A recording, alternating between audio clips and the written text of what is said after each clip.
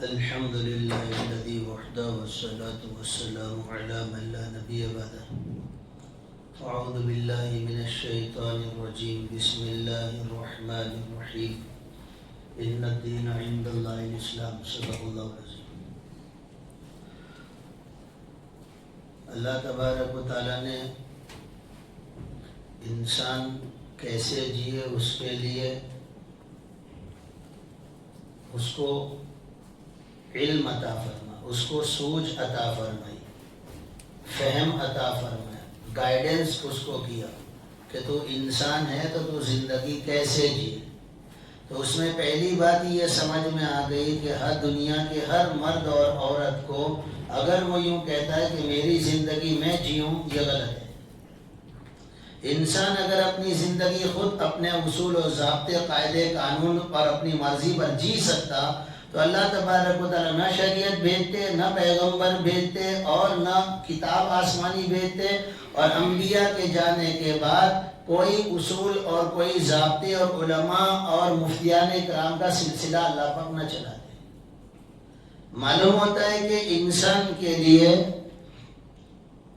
ضروری ہے کہ وہ اللہ نے جو انسٹرکشن اور جو باتیں اس کو زندگی جینے کے اعتبار سے بتائی ہے برابر ٹھیک اسی کے مطابق وہ اپنی زندگی کو گزارے. انسان اپنی مرضی کا اور انسان اپنی زندگی میں آزاد نہیں ہے. انسان کہہ رہا ہوں، انسان وہ آزاد نہیں ہے بلکہ وہ اللہ کے حکموں کا تابع ہے. اللہ نے اس کو دنیا کے اندر ایک چھوٹی سی مدت کے لیے بھیجا ہے اور یوں کہہ کر بھیجا ہے کہ تجھے ہماری مرضی کے مطابق زندگی جینا ہے. اب زندگی میں جتنے کام آتے ہوں، کھانے کے، کمانے کے، خوشی کے، غمی کے، برتنے کے، سفر ادا کے، وہ سب میں اللہ جیسا کہتے ہوں ویسا کرنا. اور اللہ پاک جیسا کہتے ہیں ہر ایک کو سمجھ میں نہیں آتا، ہر ایک کو معلوم نہیں ہے. تو معلوم ہوتا ہے کہ اللہ تبارک و تعالیٰ نے علم کو مخصوص اس انداز سے دیا کہ صحابہ اکرام نبی سے جڑے ہوئے تھے اور نبی کے زمانے میں دیگر صحابہ اور بڑے صحابہ جو علم والے صحابہ تھے، زیادہ علم والے، ان کے ساتھ جڑے ہوئے تھے. یعنی خود نبی کریم صلی اللہ علیہ وسلم کے دور کے اندر بھی فتاویٰ دینے والے صحابہ کی جماعت تھی جو فتویٰ دیتے تھے مسائل کو. سیدھی بات ہے کہ جب صحابہ بڑھتے چلے تو ہر ایک تو نبی کریم صلی اللہ علیہ وسلم کے پاس جا نہیں سکے گا. اور دین کی اشاعت اور دین کی تبلیغ اور دین کے پھیلاؤ کا طریقہ یہ ہے کہ نبی سے لو اور امت کو پہنچاؤ.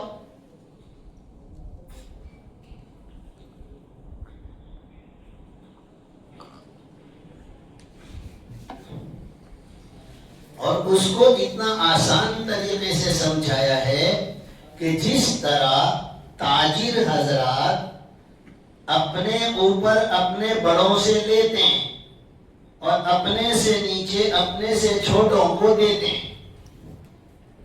ہول سیلر سے لیتے ہیں تو یا تو سیمی ہول سیلر کو بیچتے ہیں یا ریٹیلر کو بیچتے ہیں. تو اپنے سے بڑے سے لیتے ہیں اور اپنے سے چھوٹوں کو دیتے ہیں اور وہ درمیان میں اپنا نفع نکال لیتے ہیں. ایسے ہی علم کے متعلق ہے کہ جاننے والوں سے اپنے بڑوں سے لو اور نہیں جاننے والے اپنے چھوٹوں کو دو. وہ درمیان میں تمہاری ہدایت کا راستہ آسان ہوتا رہے گا.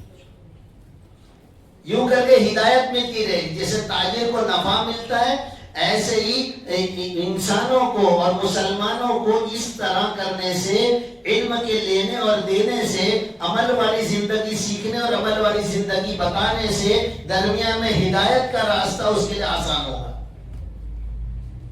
تو رسول اللہ صلی اللہ علیہ وسلم کے دور میں بھی وہ جماعت بڑے صحابہ تھے جن کے باقاعدہ نام ہیں. وہ نبی کریم صلی اللہ علیہ وسلم کے دور میں بھی فتاوے اور سوالوں کے جواب اور مسائل کا حل کرتے تھے اور دیتے تھے.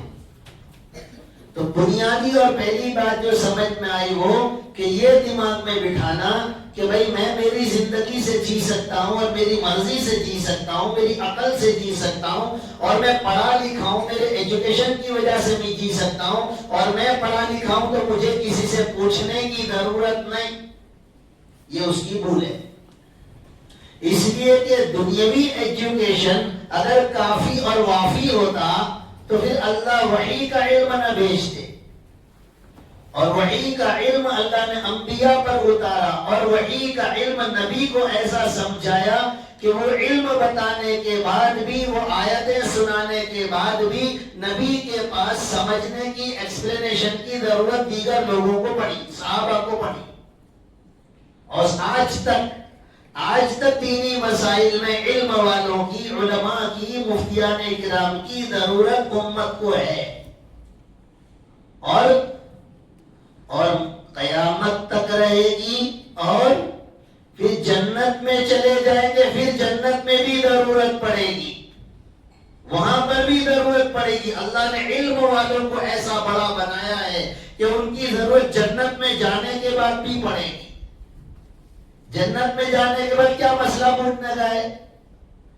تو جب اللہ تبارک و تعالی جنتیوں سے یوں کہیں گے کہ میں نے تم کو سب کچھ نعمت دے دی، کہ اللہ پاک دے دی آپ نے، ہمارے جو حیثیت ہے یا جو ہمارا جو بھی تھا اس سے زیادہ آپ نے دی ہے، سمجھنا اللہ تبارک و تعالیٰ فرمائے اور کچھ مانگو۔ اب اور کیا مانگے؟ اب تو کچھ سمجھ میں نہیں آتا اور کیا مانگے، ہے نا؟ تو پھر علماء اکرام کے پاس جنت میں جائیں گے کہ اللہ رب العزت پوچھتے ہیں کہ اور کچھ مانگو، تو اب کیا مانگے؟ اب ہماری عقل ساتھ نہیں دیتی ہے۔ پھر وہاں علماء اکرام بتائیں گے کہ اللہ کی رضا اور اللہ تبارک و تعالیٰ کا دیدار، یہ مانگو، ہے نا؟ تو علماء کی اور پوچھنے کی ضرورت تو نیچے والوں کو اپنے بڑوں سے رہے گی۔ لہذا یہ بات دماغ سے مرد عورتوں کو خاص کر کے پڑھے لکھوں کو نکال دینی چاہیے کہ میری زندگی کا میں مالک ہوں، میری زندگی میں اپنے طور سے جیوں گا۔ پہلا جملہ بھی غلط ہے کہ میری زندگی کا میں مالک۔ انسان اپنی زندگی کا مالک ہے ہی نہیں۔ جو اگر انسان زندگی کا مالک ہوتا تو موت نہیں آتی اس کو موت تو اس کی مرضی کے خلاف آتی ہے، وہ مرنا نہیں چاہتا ہوتا ہے۔ 100 والے کو بھی پوچھو آپ مرنا چاہتے ہیں کہ نہیں جی میرے پوتے کے پوتے کی بولے میں شادی دیکھ لوں، وہ 100 والا بھی جانے کو تیار نہیں ہے۔ 6 جائے کہ 65 کو آ جائے، 55 کو آ جائے، 40 کو آ جائے، 70 والے کو آ جائے، تو وہ کہاں تیار ہے؟ تو تو تیری مرضی کا مالک ہے تو تیری زندگی کو پکڑ کے رکھ، موت تو کیوں گلے لگاتا ہے؟ زندگی کو چھوڑ کیوں دیتا ہے؟ زبردستی نہ چاہتے ہوئے بھی کیوں چھوڑ دیتا ہے؟ معلوم ہے تو تیری زندگی کا مالک نہیں ہے۔ جب زندگی کا مالک نہیں ہے تو اس کے فیصلوں کا بھی تو مالک نہیں ہے، تو کیسے اپنی زندگی کے فیصلے کرے گا؟ لہذا امت کو سب سے پہلے بات دماغ میں یہ ڈالنا چاہیے اور یہ اتارنا چاہیے اپنے دل دماغ میں کہ میں شکر ادا کرتا ہوں اللہ کا کہ اللہ نے مجھے مسلمان بنایا، اللہ نے مجھے شریعت اور دین اور زندگی جینے کی ٹپس اور طریقہ بتایا کہ میں کیسے زندگی جیوں۔ تو مجھے چاہیے کہ اللہ کا شکر ادا کرتے ہوئے جیسا اللہ تبارک و تعالیٰ نے بتایا اور جیسا اللہ مجھے جیتا دیکھنا چاہتے ہیں میں ویسا جیوں، یہ ضروری ہے۔ اور یہ نظام اللہ تبارک و تعالیٰ نے حضرت محمد رسول اللہ صلی اللہ علیہ وسلم خاتم النبیین ہے، دیگر انبیاء اکرام علیہ السلام کے دنیا سے جانے کے بعد اس طرح کا سلسلہ علماء کا، مفتیان اکرام کا، مفقہین کا، محدثین کا، قراء کا سمجھ میں آیا، یہ اس طرح اور عبادت کا اس طرح سلسلہ نہیں چلا باضابطہ۔ صحابہ کے دور میں صحابہ تو ہر صحابی تقریباً ہر صحابی وہ ہر فن مولا تھا، ہر فن مولا۔ اللہ کے راستے میں چلے جاوے تو وہاں پر اپنے جوہر دکھاوے، عبادت میں کھڑے ہو جاوے تو اللہ کے عرش کے اور فرشتوں کو نیچے اتروا دیوے، سمجھ میں سخاوت پر اتر جاوے تو اپنے بچوں تک کو بھوکا رکھ کے پردیسی مسافر کو کھلا دیوے اور برداشت کرنے پر آوے، سمجھ میں تو کیسے ظلم و ستم مکہ والوں کے برداشت کرے اور معاف کرنے پر آوے تو انہی ظالموں کو کچھ کہے بغیر معاف کر دیوے کہ بدلہ تو ٹھیک ہے تانا بھی نہیں دیں گے، ایسا معاف کرتے ہیں، اس طرح معاف کریں۔ تو صحابہ کی جماعت کس طرح تھی کہ غلام بھی ہے اور قاری بھی ہے، غلام بھی ہے اور مسائل بھی بتا رہے ہیں، خانہ عبد الرحمن بن عوف مالدار بھی ہیں اور مدینہ پاک کے اندر مفتی بھی ہیں. وہ فتوے کی جماعت میں عبد الرحمن بن عوف کا بھی نام ہے. خالی ایسا نہیں کہ مال والا ہے تو بولے میرے کو ٹائم نہیں ملتا. ارے اللہ کے راستے میں نکلنا، عبادات کرنا، فاتح کرنا اور سخاوتیں کیسی کرنا. لا الہ الا اللہ. لہذا صحابہ کے دور کے بعد پھر جب اور دین ادیان اور دین پوری دنیا میں جب عجم میں بھی پھیلا اور پھیلتا چلا گیا تو بہت ضرورتیں پڑی. لہذا پھر مستقل شعبے بنے. قرات کرنے والوں کی مستقل شعبے اور ان کے فن سے حاصل کرنے والے منسلکین وہ طلبہ الگ ہوئے. حدیث کے یاد کرنے والے طلبہ الگ ہوئے. وہ جماعتیں الگ بنی. مسائل کے اعتبار سے مفقہین کی جماعتیں الگ بنی. مسائل کا اخراج کرنا، نکالنا، احادیث اور قرآن کی روشنی سے امت کو آسان کر کے مسئلے کا جواب دینا، جدید مسائل کا جواب قرآن و حدیث کی روشنی سے نکالنا. تو اس طرح الگ الگ جماعتیں بنی. رائے خدا میں ایک جماعت جا رہی ہے تو دوسری آ رہی ہے. اس طرح دین اور اسلام کی اشاعت، علم کی اشاعت، قرآن کی اشاعت، سمجھ میں یہ سب ہوتا رہا. اور امت اس طرح علماء سے، مفتیان اکرام سے جڑ کر اللہ سے جڑی ہوئی تھی. بھئی مفتی سے، عالم سے، مسئلے سے کیوں جڑنا ہے؟ کہ اس سے جڑ کر تو اللہ سے جڑے گا. تو اپنی مرضی زندگی جی کر اللہ سے نہیں جڑ سکے گا. تو اپنی مرضی زندگی جی کر اللہ سے فرشتے مدد کے لیے اتار نہیں سکے گا. تو تیری مرضی زندگی جیتا ہے. تو عرش والے کی زندگی جی لے، سمجھ میں پھر وہ عرش والا تیرے لیے فرشتے اتارے گا مدد کے، تیری پریشانیوں کو دور کرے گا. اور اللہ قسم کھا کر کہتے ہیں کہ تم میرا خیال کرو گے میں تمہیں نافرمانوں کے سامنے فضیحت اور رسوا نہیں کروں گا. یہ اللہ قسم کھا کر کہہ رہے ہیں. معلوم ہوتا آج امت نے اللہ کے احکام کو توڑا ہے اور اللہ کو ناراض کیا ہے، جس کی بنیاد پر جب اللہ کی مرضی کے بغیر پتا ٹوٹ نہیں سکتا.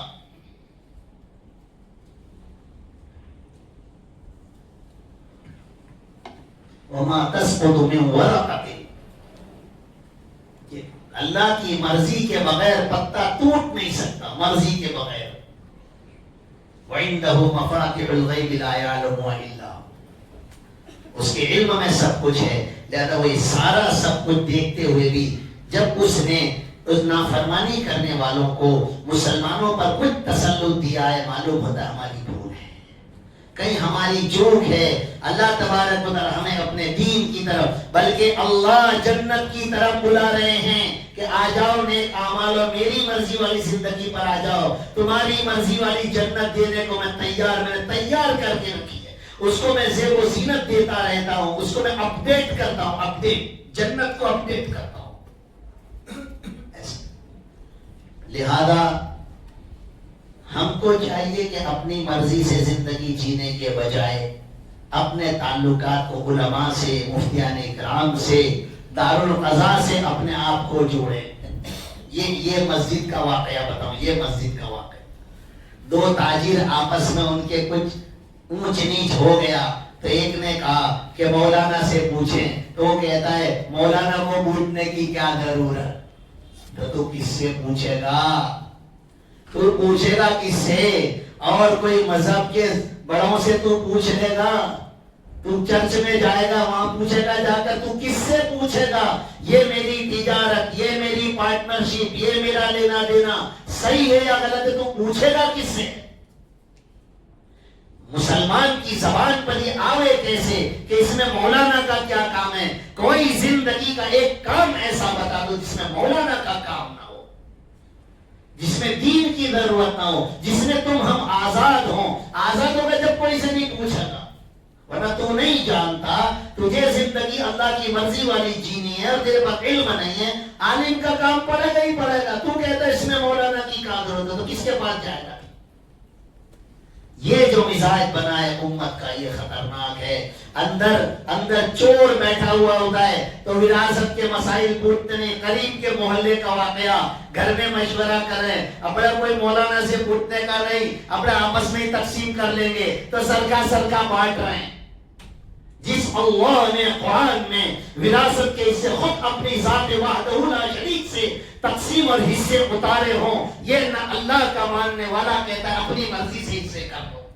چور بیٹھا ہے تیرے اندر، تو غلط کرنا چاہتا ہے، اس لیے اللہ کے فیصلے کو ایکسپٹ نہیں کرتے. سمجھیے، لہذا کبھی بھی ہم اس بات کو دل دماغ پر چھانے نہ دے، دل دماغ پر اس کو آنے نہ دے کہ میری مرضی سے یا چلے گا یا نہیں پوچھیں گے، یا اس میں کیا پوچھنے کا، یا اس میں کیا جانے کا. ارے وہ لوگ تو ایسے، یہ سارا شیطانی اثر ہے، یہ ساری شیطانی باتیں ہیں جو تمہیں جہنم کی طرف لے جانے والی ہیں. اور اللہ اور اس کے ماننے والے اور علماء جو اللہ سے ڈرتے ہیں وہ تمہیں جنت کی راہ بتا رہے ہیں. تجھے کم یا زیادہ دلا کر یا کسی اور کو کم یا زیادہ دلا کر اس کو تو کیا ہانی پائی دے رہا ہے بھائی. ہم اگر کسی کے بھی مسئلے میں بیٹھتے ہیں اکثر و بیشتر ہم یہ بات سمجھا دیتے کہ بھائی سن لو، دونوں فریق سن لو. تمہارے کو شیطان یہ خیال نہ ڈالے کہ مولانا فلاں کی طرفداری کرتے ہیں، بھائی یہ بھی میرا پورا نہیں کرتا، یہ بھی میرا پورا کرنے نہیں آئے گا. میں اللہ کی بات بتا رہا ہوں، غلط بتا کے میں اللہ کا مجرم ہونا نہیں چاہتا.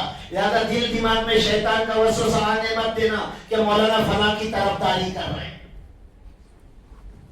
کچھ میرے کو لے گا دے گا تھوڑی بات میں، کوئی ٹیبل کے نیچے اور اوپر سے کچھ دیا ہے جو میں اپنی شریعت بیچ ڈالوں. لہذا علماء کے پاس اپنے مسائل کو لے کر جانا، مفتیان اکرام کے پاس اپنے مسائل کو لے کر جانا، دین کی باتوں میں گھروں کے مسائل، میاں بیوی کے مسائل، نوجوان بچے ستاتے ہوں، پریشان کرتے ہوں، رلاتے ہوں، نافرمانی کرتے ہوں، اندر گھٹ کر مرنے سے بہتر ہے علماء سے رابطہ کرو. میرا بیٹا نافرمان ہو گیا، میرا بیٹا نہیں مانتا، نہیں سمجھتا، صحیح کاروبار نہیں کرتا، وہ غلط کاروبار کے پیسے گھر میں لاتا ہے، میں کیا کروں؟ پوچھو. کیوں نہیں پوچھتے ہو؟ کیا بدنامی، کیا وہ پیمفلیٹ تمہارے نام کے چھاپنے والے ہیں؟ دیکھو بھلا گھر نمبر، دیکھو یہ اس طرح کر کے گھر کا نظام ہے، ایسا کرنے والے ہیں کیا علماء؟ جتنا علماء چھپانے اور ڈھانکنے والے ہیں، سمجھنا اتنا کون تم کو ملے گا. لہذا یہ شیطانی جو وساوس ہیں اس کا شکار نہ ہو کر ہر چھوٹی بڑی بات کو جو سمجھ میں نہ آتی ہو یا سمجھ میں آتی ہو تب بھی بھائی، جیسے میں مجھے اچانک ایک بات یاد ہے، اچانک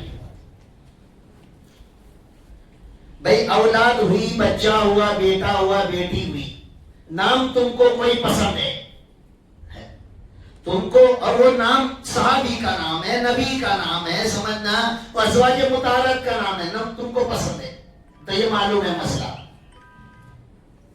لیکن کتابوں میں یہ بات لکھی ہوئی ہے، وہی نام کو تم کسی عالم سے پوچھ اور مشورہ کر کے کہ مولانا مجھے میری بیٹی ہوئی ہے اور مجھے فاطمہ نام رکھنا ہے، مجھے یہ پسند ہے، کیا کروں، رکھوں؟ تو نہ تو بولنے والے نہیں، اتنا پوچھنے گیا تو تیرے سے فیس لینے والے نہیں، کوئی تیری چپل نہیں گھسا جائے گی، کوئی تم منسٹر تو ہے نہیں کہ تیرے پاس ٹائم نہیں ہے.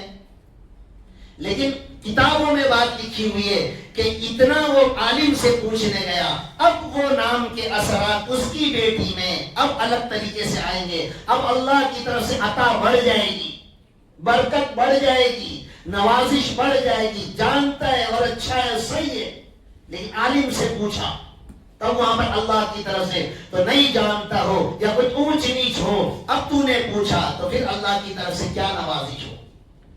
جاننے کے بعد بھی پوچھنے پر اللہ کا منشا مرضی ہے کہ علماء سے ربط رکھو اور ان سے پوچھ کر کام کرو. لہذا نازک دور میں بہت ضروری ہے ہم اپنے مسائل کو، گھریلو مسائل کو، میاں بیوی کے شادی والے مسائل کو ادھر ادھر نہ لے جا کر کسی سے نہ دریافت کر کے علماء اور مفتیان کرام اور دارالقضاء سے ہم اپنے روابط کو قائم کریں تاکہ ہمیں صحیح رہبری ہو اور ہماری جنت کی راہ، دنیا تو چھوٹنے والی ہے، راہ گزر ہے، لیکن جنت ہمارا انتظار کر رہی ہے صحیح زندگی پر. غلط زندگی پر جنت انتظار نہیں کرے گی، یہ تو جہنم انتظار کر رہی ہے. لہذا اللہ کی مرضی والی زندگی جینے کے ارادے اور اس پر قدم بڑھا کر ہم اپنی زندگیوں کو بنائیں تاکہ ہماری جنت کی راہ آسان ہو، دنیا میں اللہ کی مددیں ہم پر اترے اور اللہ کی رحمتیں اترے اور دلوں کا سکون میسر ہو۔ اللہ تبارک و تعالیٰ سوجھ بوجھ عطا فرمائے، عمل کی توفیق عطا فرمائے۔ وآخر دعوانا